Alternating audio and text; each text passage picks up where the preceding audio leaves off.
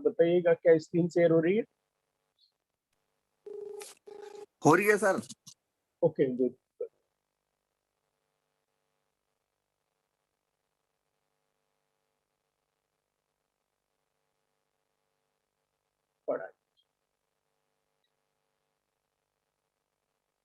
Yes, मेरी screen एक बार confirm करें। Yes sir, perfect. गुड। तो जो आज का विषय है यही विषय है कि क्या आप जानते हैं भारत में लगभग अब 8 से 10 करोड़ लोग जो है प्री डायबिटिक है, यानी कि एक ऐसी अवस्था जहां से डायबिटीज हो जाता है। चलिए हम इसी को समझते हैं कि जिन्हें डायबिटीज नहीं है उनका प्रोसेस क्या होता है, और ऐसा कौन सा प्रोसेस है जो गड़बड़ हो जाता है जिससे हमारे ब्लड में शुगर की मात्रा बढ़ जाती है। अगर इस स्लाइड को आप ध्यान से समझेंगे तो पूरी कहानी आपको समझ आ जाएगी। देखिए, हर व्यक्ति खाना खाता है, हम भी खाना खाते हैं, आप भी खाना खाते हैं। जब भी हम खाना खाते हैं तो उसका एक जनरल प्रोसेस क्या होता है, यानी कि खाना अमाशय में जाएगा, और अब हमारा जो अमाशय है आहार का ग्लूकोज में कन्वर्ट करेगा। यानी कि जब भी हम खाना खाएंगे हमारे पेट में जाएगा, पेट में एक इंस्ट्रूमेंट है जिसे हम अमाशय बोलते हैं।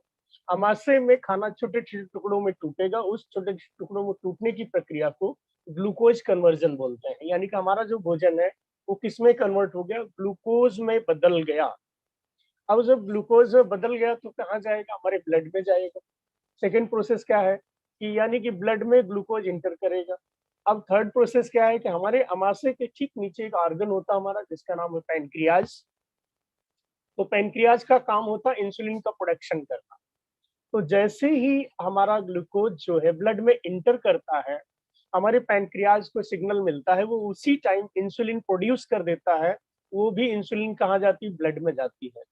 जब भी इंसुलिन भी ब्लड में आती है तो इंसुलिन की वजह से, यानी कि पैंक्रियाज द्वारा इंसुलिन का उत्पादन किया जाता है और वो भी ब्लड में छोड़ा जाता है।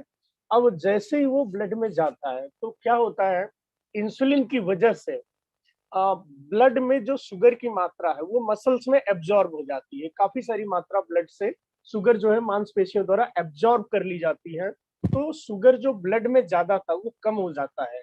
अब यानी कि ब्लड में ग्लूकोज का जो लेवल है वो संतुलित बना रहता है। क्यों बना रहता है, क्योंकि ब्लड में से ग्लूकोज की बहुत बड़ी मात्रा हमारी मसल्स द्वारा एब्जॉर्ब कर लिया जाता है इंसुलिन की वजह से। अब चलते हैं नेक्स्ट स्लाइड। प्रॉब्लम क्या होता है अगर हम देखें तो प्रॉब्लम ये है कि जिनको डायबिटीज हुआ वो भी खाना खाएंगे, उनका भी अमाशय में ग्लूकोज में कन्वर्ट होगा खाना, और ग्लूकोज में कन्वर्ट होने के बाद वो भी ब्लड में जाएगा। लेकिन अब यहाँ प्रॉब्लम क्या आएगी, जो पेनक्रियाज है वो अपना काम नहीं कर पाता है ठीक से, इंसुलिन नहीं बना पाता है।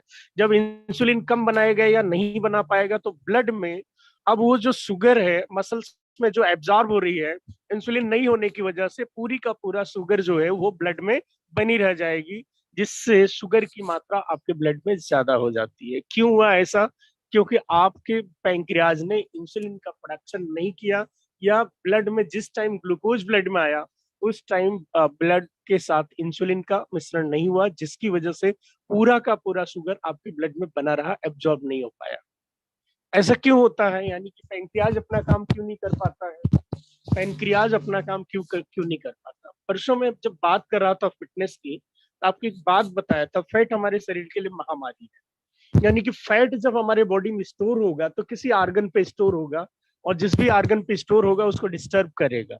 अगर लीवर पे स्टोर करेगा तो लीवर को डिस्टर्ब करेगा। कल मैंने लीवर फ्यूल को बताया था तो बताया था कि लीवर सेल्स जो है डैमेज हो जाएंगी और फैटी हो जाएंगी, फाइब्रस हो जाएंगी, इनएक्टिव हो जाएंगी, जिसकी वजह से लीवर अपना काम ठीक से नहीं करेगा।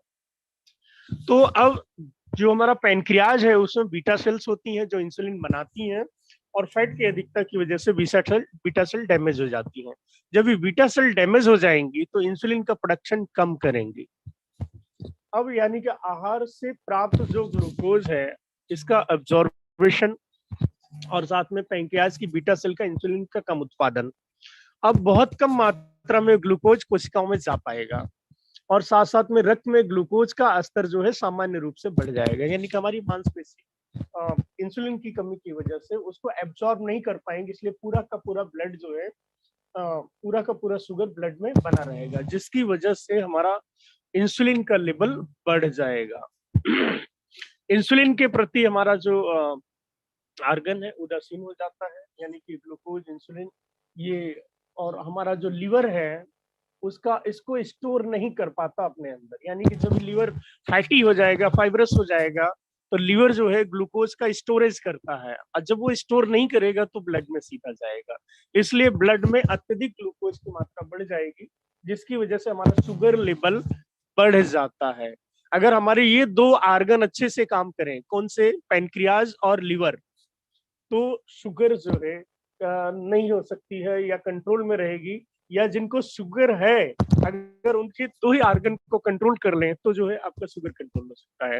नंबर 1, आपकी बॉडी में इंसुलिन नेचुरल बनने लगे, या तो आप बाहर से लीजिए या तो इंसुलिन उस बॉडी में बने। कोई अगर इंसुलिन बॉडी में नहीं बनेगी तो आपको बाहर से लेना पड़ेगा, और बॉडी में बनने लगेगी तो बाहर से लेने की जरूरत नहीं पड़ेगी। दूसरा, अगर हमारा लीवर ठीक से काम करेगा तो हमारा जो ग्लूकोज का भंडारण, स्टोरेज है, उसकी कमी नहीं होगी, वो भंडारण स्टोरेज करता रहेगा, तो हमारा ग्लूकोज अच्छा रहे, यानी शुगर लेवल अच्छा रहेगा। तो ध्यान रखें, लीवर और पैनक्रियाज दो आर्गन है जिसके लिए आपको इनको ठीक करने के लिए काम आपको करना होता है। अब इंसुलिन का एकदम से बढ़ना और एकदम से घटना, ये इंसुलिन लेवल एकदम से बढ़ेगा, एकदम से घटेगा, तो आपके बॉडी के लिए बहुत नुकसान करेगा, और ऐसा तब होगा जब आप रिफाइंड कार्बोहाइड्रेट युक्त आहार ज्यादा खाएंगे, यानी कि जब हम खाना खाते हैं तो नेक्स्ट 1 आवर में एकदम से शुगर लेवल बढ़ जाता है, ऐसा तभी होगा, और एकदम से बढ़ेगा और एकदम से डाउन होगा, ये स्थिति जो है बहुत ज्यादा खतरनाक होती है। यानी कि जब हम रिफाइंड कार्बोहाइड्रेट का इस्तेमाल ज्यादा करेंगे खाने में, तो हमारा ब्लड शुगर लेवल खाने के बाद एकदम से बढ़ेगा और एकदम से घटेगा। तो एकदम से शुगर लेवल का एकदम से बढ़ना और एकदम से घटना, ये स्थिति थोड़ा खतरनाक होती है। इससे बचने के लिए जो है आपको आहार में चेंजेस करने चाहिए, यानी कि साबुत अनाज, यानी कि ऐसे आहार जिनमें प्रोटीन की मात्रा ज्यादा होती है, और साबुत अनाज, मोटे अनाज, अगर इस तरह का आहार आप सेवन करेंगे तो खाने के बाद आपको जो ब्लड शुगर का लेवल है वो धीरे धीरे बढ़ेगा और धीरे धीरे गिरेगा, तो इसलिए आपकी बॉडी को नुकसान नहीं होगा। यानी कि शुगर लेवल बढ़ता है, यानी कि हम रक्त के हीमोग्लोबिन के साथ साथ ग्लूकोज की मात्रा जुड़ जाती है, जिससे प्री डायबिटीज व डायबिटीज में इसका स्तर असामान्य रूप से बढ़ जाता है। अब यहाँ पे एक स्लाइड है, एक बॉर्डर लाइन बना हुआ है डायबिटीज और प्री डायबिटिक के अंतर को समझाने के लिए, यानी कि पहले प्री डायबिटिक होगी फिर डायबिटिक होगी। ऐसा कौन व्यक्ति है जो जिसे डायबिटीज नहीं है, और जिसे अभी डायबिटीज होने की संभावना है, और जिसे डायबिटीज हो गई? ये 3 स्थितियां हैं। एक व्यक्ति है जो नॉन डायबिटिक है, एक व्यक्ति है प्री डायबिटिक है, और एक व्यक्ति है जो डायबिटिक है। इस स्थिति को समझने के लिए कुछ पैरामीटर्स को समझना है, यानी कि अगर हमारा ब्लड का शुगर लेवल 140 बिलो 140 है, 70 टू 140, अगर 70 से ज्यादा, 70 से लेस देन 70 होगा तो आपका लो शुगर हो जाएगा, लो शुगर होने से भी प्रॉब्लम हो जाएगी। 70 से 140 के बीच में आपका शुगर लेवल रहेगा तो वो, यानी कि आप नॉन डायबिटिक है, और 140 से अगर 200 के बीच हो जाता है आप प्री डायबिटिक हो गए, यानी कि अभी डायबिटीज हुई नहीं है लेकिन होने की संभावना बहुत ज्यादा है। और अगर 200 एंड अबव आपका ब्लड शुगर का लेवल है तो इसका मतलब अब आप डायबिटिक हो चुके हैं। एक बॉर्डर लाइन है, यानी कि नॉन डायबिटिक और डायबिटिक के बीच की जिस अवस्था को बोला जाता है प्री डायबिटिक। ज्यादातर लोग प्री डायबिटिक ही होते हैं, ध्यान नहीं रखने से ये प्री डायबिटिक लोग डायबिटिक में कन्वर्ट हो जाते हैं, यानी कि एक ऐसी अवस्था जहां अगर ध्यान रखें तो डायबिटीज को कंट्रोल करना बहुत आसान होगा। अब कैसे कंट्रोल कर सकते हैं इसे? कंट्रोल, अगर देखिए डायबिटीज एक ऐसी प्री डायबिटिक है, अगर आपका ब्लड शुगर का स्तर सामान्य से अधिक है लेकिन डायबिटीज की स्थिति से जरा कम है तो आप प्री डायबिटिक हैं, यानी कि 140 से 200 के बीच है आप प्री डायबिटिक है। हाँ, यानी कि इसका पता कैसे लगाया जा सकता है, यानी कि डायबिटीज का पता कैसे लगाया जा सकता है? डायबिटीज एक ऐसी प्रॉब्लम है जिसमें लक्षण जो है बहुत जल्दी नहीं आते हैं। ये तभी आता है जब आपका ब्लड शुगर लेवल काफी बढ़ जाता है, यानी कि जब आप डायबिटीज हो जाते हैं तभी लक्षण आते हैं, उससे प्री डायबिटिक के कोई भी लक्षण नहीं आते हैं सिग्निफिकेंट, तो आप पता नहीं लगा सकते बाहर से देख के। इसका पता लगाने के लिए ग्लूकोमीटर आता है, ग्लूकोमीटर 700 रुपए, 800 रुपए, 1000 रुपए में आता है। या बाहर लेबोरेटरीज होती हैं, ब्लड सैंपल देके आप पता लगा सकते हैं। 50 रुपीज में अनवर्ड बहुत सस्ता टेस्ट होता है, 50 रुपए में ये टेस्ट हो जाता है आसानी से, जिससे आपको पता लग जाता है कि आपके ब्लड में शुगर की स्थिति क्या है। अब ज्यादातर लोग प्री डायबिटीज से प्रभावित होते हुए, अब सवाल ये है कि प्री डायबिटिक है तो डायबिटिक होने के चांसेस ज्यादा है सब बहुत, लेकिन समस्या क्या है कि ज्यादातर लोग ब्लड टेस्ट नहीं कराते। इसलिए नहीं कराते कि ब्लड टेस्ट कराने से टेंशन हो जाएगी। लेकिन मैं आपको बताता हूँ कि आप रोड से निकल रहे हैं और सीवर का ढक्कन खुला हुआ है और आपने आंखों पे पट्टी लगाई हुई है, तो क्या वो जो सीवर है उसका ढक्कन बंद हो जाएगा? नहीं बंद होगा, गिरने के चांसेस बहुत ज्यादा बढ़ जाएंगे। रोड पे जा रहे हैं, ढक्कन खुला हुआ, लेकिन आंखों पे आपने पट्टी नहीं लगाई है, तो आपके बचने के चांसेस बहुत ज्यादा है, क्योंकि आप साइड से निकल जाएंगे। ठीक यही होता है प्री डायबिटिक और डायबिटीज, यानी कि प्री डायबिटिक अवस्था में अगर आप केयर नहीं करते हैं तो नेचुरली आप डायबिटिक होते हैं, आप उसको कोई बचा नहीं पाता है। तो बहुत सिंपल होता है इसका टेस्ट, आप घर में भी कर सकते हैं एक डिवाइस लेके, और सेकंड में पता लगाया जा सकता है, इसमें कोई भी सूट नहीं होता है। ये ग्लूकोमीटर लेके तुरंत आप पता लगा सकते हैं। अब सवाल ये है कि कैसे इसको टाला जाए। अगर मान लेते हैं कि हम प्री डायबिटिक अवस्था से डायबिटीज में पहुंच जाते हैं या प्री डायबिटिक हो जाता है, तो राइट थिंग क्या है, सही चीज क्या है, ऐसा क्या काम करें कि जिससे हम उस चीज से बच सकते हैं। तो सबसे पहला यहाँ 3 स्टेज में काम करना होता है, यानी कि दवा से ही सब कुछ नहीं होगा। डायबिटीज को अपनाने के लिए डायबिटीज को समझना बहुत जरूरी है, अवेयरनेस बहुत जरूरी है, अपने फूड को समझना बहुत जरूरी है, सक्रिय जीवन शैली को अपनाना जरूरी है, प्लस अगर हो गई है ऐसी क्या हर्ब्स हैं जिनका इस्तेमाल करके हम डायबिटीज को टाल। तो यहाँ पे हमें इन सभी कदमों पे काम कर, राइट थिंग क्या है ये डायबिटीज को समझना। सबसे पहली चीज अगर हम बात करें तो जो आपको करना है, सक्रिय जीवन शैली अपनाना है। सक्रिय मतलब एक्टिव। बहुत ज्यादा आलस्य करेंगे तो ये बढ़ेगा, कभी कंट्रोल नहीं होगा। तो आपको पैदल चलना चाहिए, 6000 कदम रोज चले, 250 सीढ़ियां चले, सक्रिय रहें, नियमित व्यायाम करें, शारीरिक फैट का वजन घटाएं। अगर आप फैटी है बॉडी तो फैट का वजन घटाना चाहिए आपको, क्योंकि फैट को कंट्रोल करेंगे तो आपको लाभ ज्यादा होगा, वेट लॉस में भी लाभ होगा और साथ साथ में आपको डायबिटीज में भी लाभ होगा। तो इसके लिए पैदल चलना, जब भी आप कैलोरी का कंजप्शन बराबर करना जरूरी है। और जब भी आप 6000 कदम पैदल चलते हैं फिटनेस के लिए, 250 सीढ़ी चलते हैं, तो आपकी कैलोरी लगभग जितना आप 1500-2000 कैलोरी जो आप लेते हैं तो उसमें बहुत सारी कैलोरी बर्न हो जाएंगी, आपकी एक्सेस कैलोरी कम बचेगी, जिसकी वजह से फैट में कन्वर्जन कम होगा। दूसरी चीज ये है, खाने में हम प्रोटीन और फाइबर युक्त आहार का सेवन करें, यानी कि ऐसा भोजन करें जिसमें प्रोटीन की मात्रा ज्यादा होती है और साथ में ऐसा भोजन करें जिसमें फाइबर की मात्रा ज्यादा होती है। ये ध्यान रखें, फाइबर युक्त भोजन जो है आपकी आंतों को साफ करते हैं, पेट को साफ करते हैं, कॉन्स्टिपेशन की प्रॉब्लम नहीं होने देते। जनरली किसी व्यक्ति को अगर कॉन्स्टिपेशन लंबे टाइम तक है तो उसे डायबिटीज होने की संभावना बढ़ जाती है। इस बात को भी ध्यान रखना है कि पेट को भी साफ रखना है, और ये तभी हो सकता है जब आप फाइबर युक्त भोजन लेंगे। फाइबर युक्त भोजन लेंगे तो आपको कब्जी की प्रॉब्लम कभी नहीं आएगी, और प्रोटीन युक्त भोजन लेंगे तो आपका आमाशय जल्दी खाली नहीं होगा। आमाशय जल्दी खाली नहीं होगा तो भूख कम लगेगी और भोजन देर से मांगेगा।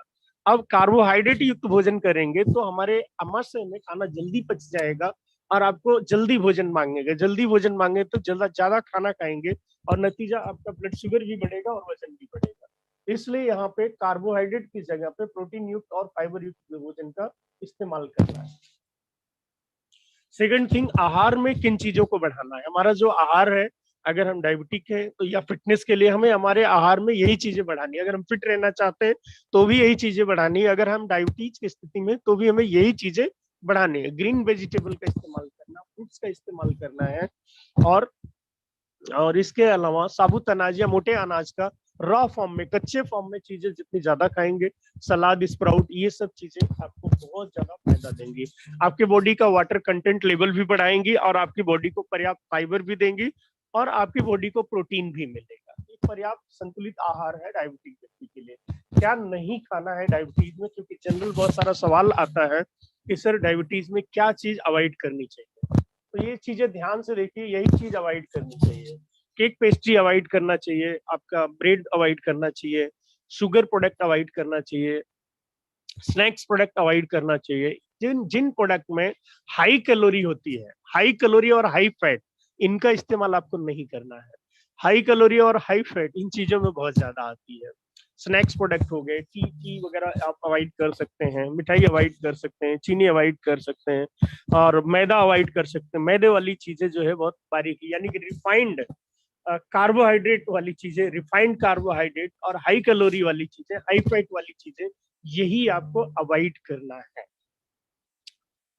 नेक्स्ट, साथ साथ में आपको क्या करना है, कुछ प्राकृतिक हर्ब की मदद, नेचुरल हर्ब्स की मदद लेनी है, जो कि डायबिटीज को आपके इंसुलिन बनाने में मदद करते हैं। यानी कि ऐसे फ्रूट एक्सट्रैक्ट, ऐसे हर्ब का इस्तेमाल करना है जो कि आपका इंसुलिन बनाने में मदद करते हैं, आपके लीवर को सपोर्ट करते हैं, आपकी बॉडी को डिटॉक्स करते हैं, और आपकी ओवरऑल कैलोरी को बर्न करते हैं। ऐसे प्रोडक्ट का इस्तेमाल करना है।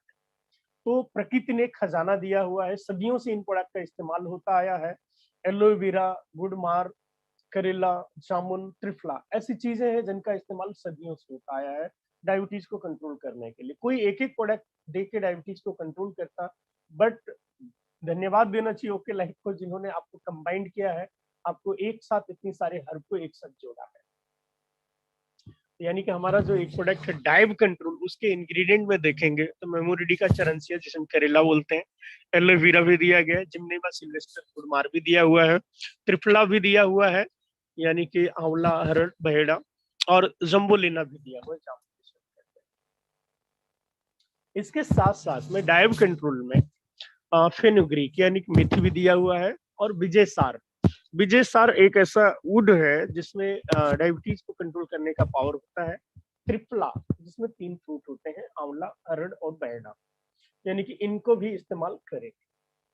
अब जामुन अगर देखें तो जामुन में जो मिठास होती है, फ्रुक्टोज होती है, इसका ग्लाइसेमिक इंडेक्स बहुत कम होता है। यानी कि इसका ये फ्रुक्टोज नेचुरल फ्रुक्टोज होती है, और इसका ग्लाइसेमिक इंडेक्स कम होने की वजह से डायबिटीज ग्रस्त व्यक्तियों के लिए एक आदर्श फल है। जिसमें जम्बुलिन नामक एक यौगिक होता है, एंटीऑक्सीडेंट होता है, जो स्टार्च के शुगर में परिवर्तन को कंट्रोल करता है। यानी कि जो हम खाना खाते हैं, स्टार्च होता है, उसको शुगर में कन्वर्ट करने को कंट्रोल करता है, जिससे हमारा ब्लड शुगर का लेवल कंट्रोल में रहता है। सेकेंड, अगर हम बात करें मेमोरिडी का चरनसिया, करेला जिसे हम बोलते हैं, हेल्थ टॉनिक के रूप में इस्तेमाल होता है। इसमें पॉलीपेप्टाइड नामक फाइटोन्यूट्रिएंट होता है, और जो एक ही प्लांट इंसुलिन है, यानी कि ये मेडिसिनल इंसुलिन, या तो गोली खा के इंसुलिन लेंगे या इंसुलिन को आपकी बॉडी से बढ़ाएंगे। तो अब चूंकि बन नहीं रही है तो आपको आउटसोर्सिंग करना है। तो इसमें क्या होता, पॉलीपेप्टाइड नामक फाइटोन्यूट्रिएंट है, जो कि प्लांट इंसुलिन होता है। हमारे ब्लड शुगर स्तर को कम करने के लिए ये एक बहुत, यानी कि ये कह लो कि क्लिनिकली प्रूवन प्रोडक्ट है। इसके अलावा इसमें चिरेंटिन नामक ब्लड शुगर को कंट्रोल करने वाला तत्व होता है, जो कि शरीर में ग्लूकोज के उपयोग को बढ़ाता है। मांसपेशी यानी कि प्यूटेज टिश्यू या लीवर की सेल के अंदर ग्लाइकोजन के निर्माण में वृद्धि करता है। यानी कि ये सब तत्व साथ साथ टाइप 2 डायबिटीज के उपचार में रक्त शुगर के स्तर को कम करने के लिए उपयोग किए जाते हैं। यानी कि करेले का रस लीवर की रिपेयरिंग, यानी कि लीवर सेल को रिपेयर रिजनरेट के लिए भी काम किया जाता है। उसकी स्वच्छता बढ़ाकर, यानी कि डिटॉक्स का भी काम करता है, यानी कि शराब के जहरीले प्रभाव को भी दूर करता है। विजयसार अगर हम बात करें, जिसका नाम है जिम्नेमा सिल्वेस्टर, एक ऐसा प्रोडक्ट है, यानी कि इसको अगर इस्तेमाल करें तो आपके जो मिठास होती है वो लगभग खत्म हो जाती है। तो एक जो डायबिटीज के इलाज में बहुत काम आती है, और क्लिनिकली प्रोडक्ट है भी डायबिटीज के लिए। मीठा खाने की इच्छा को ही कम कर देता है। यानी कि अगर देखें तो जो लोग जिनका वेट ज्यादा है, डायबिटीज है, उनका मीठा खाने की इच्छा बहुत ज्यादा होती है। तो ये जो है प्रोडक्ट ऐसा है, मीठा खाने की इच्छा को ही कम कर देती है। पाचन के दौरान जो है शुगर के एब्जॉर्बेशन को घटा देता है, और ब्लड शुगर के स्तर को कंट्रोल करने में सहायक होता है। जिम्नेमा में जो है जिमेनिक एसिड होता है, जो मिठास के स्वाद को अवरोधित करता है, और मुंह में शक्कर का स्वाद या मिठास की पहचान करने की क्षमता को कम कर देता है। इस तरह से मीठे खाद्य पदार्थों के सेवन से बचाता है। जिमेनिक एसिड यानी कि ग्लूकोज के एब्जॉर्प्शन को भी बाधित करता है।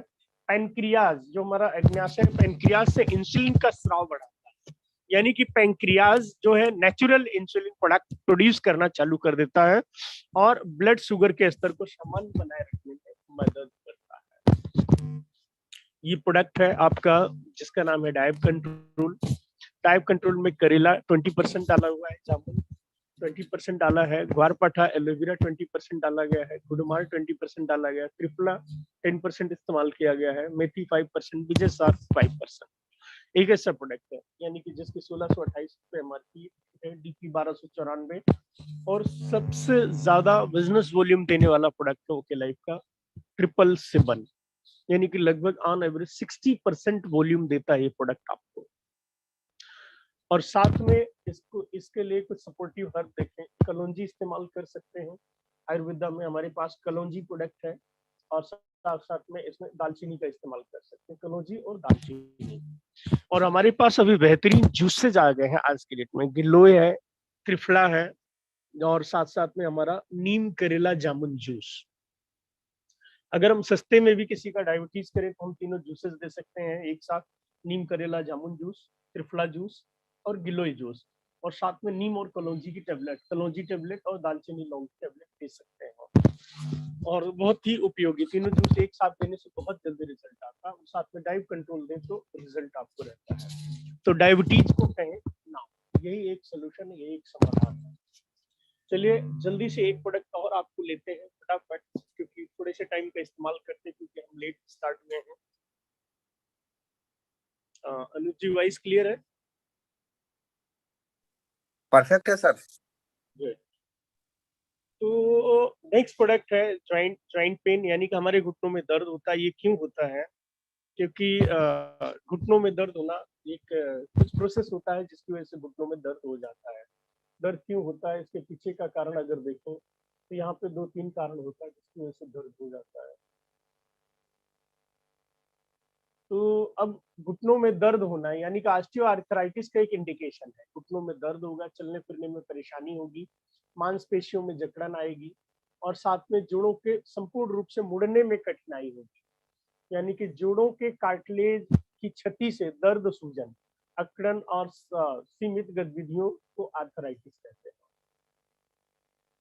अब इसके 3 कारण होते हैं जिसकी वजह से ये प्रॉब्लम आता है घुटनों में। ऑस्टियोआर्थराइटिस जो मेन रूप से होता है, ये इसका पीछे 3 कारण है जिसकी वजह से ये चीजें होती हैं आपके पास, और इनको समझना बहुत जरूरी है। जब तक इन्हें आप समझेंगे नहीं तब तक आप इनका भी ट्रीटमेंट नहीं कर सकते हैं। जनरली ज्यादातर लोग दर्द की दवा लेते हैं, तो दर्द की दवा सोल्यूशन टेम्परेरी है, परमानेंट नहीं है। जब तक आप दर्द की दवा लेंगे तभी तक जब तक उसका असर है 2 घंटा 3 घंटा तभी तक काम करेगी। आपको बार बार दर्द की दवा खानी पड़ेगी, लेकिन वो उसके साइड इफेक्ट भी होंगे।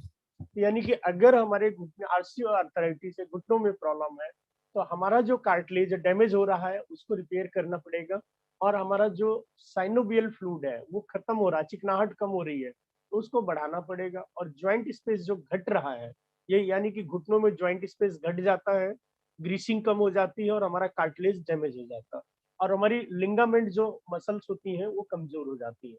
ये 3 मेजर फैक्टर होते हैं जिसकी वजह से आपके घुटने में दर्द आता है। अब अगर हम थोड़ा सा इसको और अच्छे से एक डायग्राम की तरफ से समझें तो ये आपके घुटने का स्ट्रक्चर है, एक हड्डी दूसरे हड्डी से जुड़ी होती है, और यहाँ पे जो व्हाइट कलर आप देखते हैं कार्टिलेज जो रबड़ का हिस्सा होता है, ये आपके दोनों हड्डियों को आपस में टकराने से बचाती है। अब अगर आप दूसरे पिक्चर में देखें तो यहाँ एक कार्टिलेज डैमेज हो चुका है।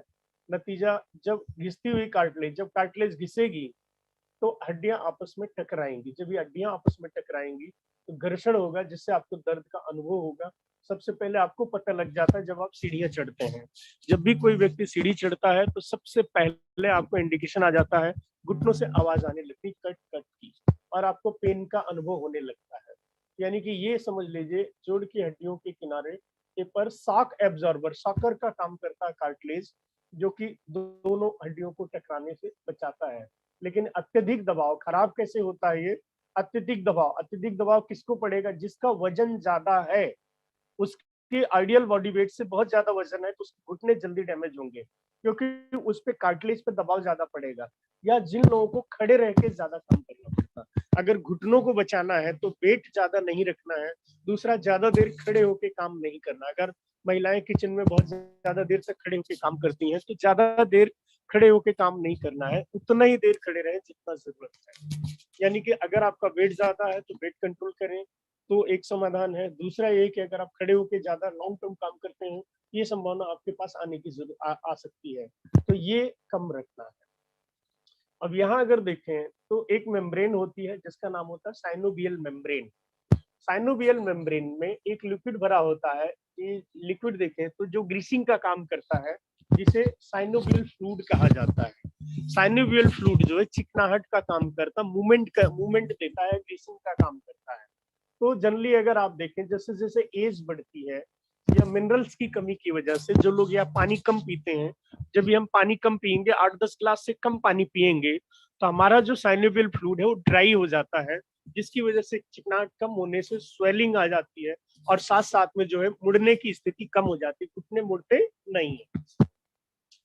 तो यहाँ पे ध्यान रखें कि अब इसका भी सोल्यूशन यही कि हमारा साइनोवियल फ्लूइड जनरेट होगा, तभी इसका सोल्यूशन आएगा प्रॉब्लम।